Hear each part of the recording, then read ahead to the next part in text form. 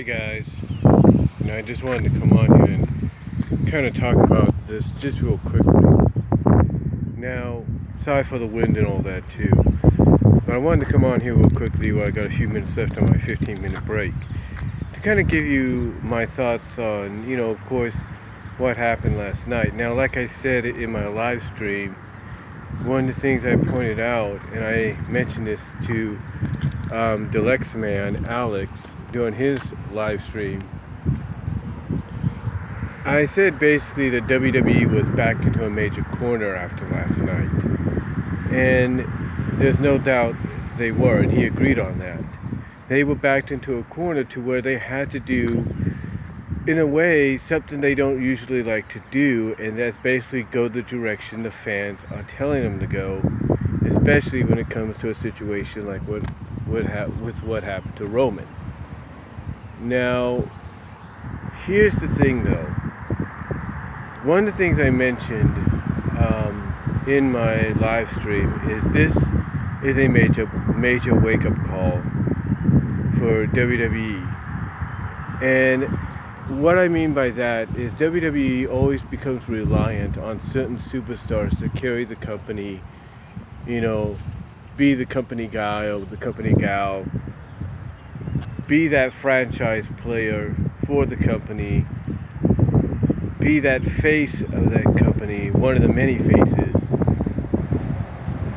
as well as, in a sense, be like I said, be the franchise, the face of the company, as well as the brand they represent. In the case of Raw, it was Roman Reigns. In the case of SmackDown, it's AJ Styles. And in a sense, when you think about it, for NXT, it's, in a way, the entire roster, but currently right now, the face there in NXT, some would say is either Johnny Gargano, or Velveteen Dream, or Ricochet, or even the Undisputed Era like Adam Cole. Any one of them could be the face of NXT, but the point is, what WWE got last night was a wake-up call that just because you rely on someone to be your franchise player, the face of your company, the face of any one of your brands, it doesn't mean that person is going to, and I'm not trying to say this to be mean, but that doesn't mean that individual is not going to come down with an illness or an injury that's going to take them away from the spotlight, take them away from that momentum that you want to give them, because moments like what happened to Roman, will occur. Real life will find a way to intervene and cause you to change your plans. And for WWE, last night was that wake-up call that, look, as much as you want to push someone like Roman Reigns, you got to consider that, hey, what if something happens? What if he comes down with a serious injury? Or in this case, has to fight for his life, battling a blood cancer like leukemia. You got to start weighing all these options and not think that your superstars are invincible. Not think that your franchise players, whether it's a Roman Reigns, a Brock Lesnar, a Ronda Rousey, a Charlotte Flair, a Becky Lynch, an Asuka, a Kairi Sane, an Io Shirai, a Ricochet, an AJ Styles, an Adam Cole, an EC3. The list could go on. You gotta stop living in your fantasy world where you think they're invincible and nothing will come, no kind of harm will come to them, and you gotta start living in the real world. What was the one thing Triple H said about this era that they say we're in? It's called reality. Well, this is as real of a reality as you can get. This here, what happened last night, is a major wake-up call, not just for WWE, but for any wrestling company out there. Just because you can rely on someone to be the face of your company, the franchise player for your company, it doesn't mean that person is invincible. It doesn't mean they're invincible, because what happens if they come down with a serious injury, like I said, or end up in a situation like Roman?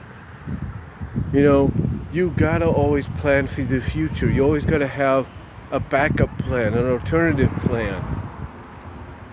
You know, for whatever emergencies or situations come about. And last night, they had no choice but to go the directions they did because of what happened. And if it has any kind of similar effect here on SmackDown Live tonight, then perhaps we'll get a Charlotte Hilton. Perhaps we'll get something. Perhaps we'll get this. Perhaps we'll get that, but only time will tell. Because you cannot tell me WWE was not relying on Roman being part of SmackDown when it would go to Fox. They were.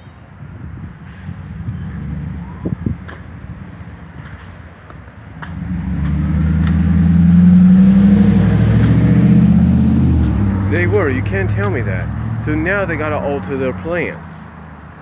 They gotta start altering plans.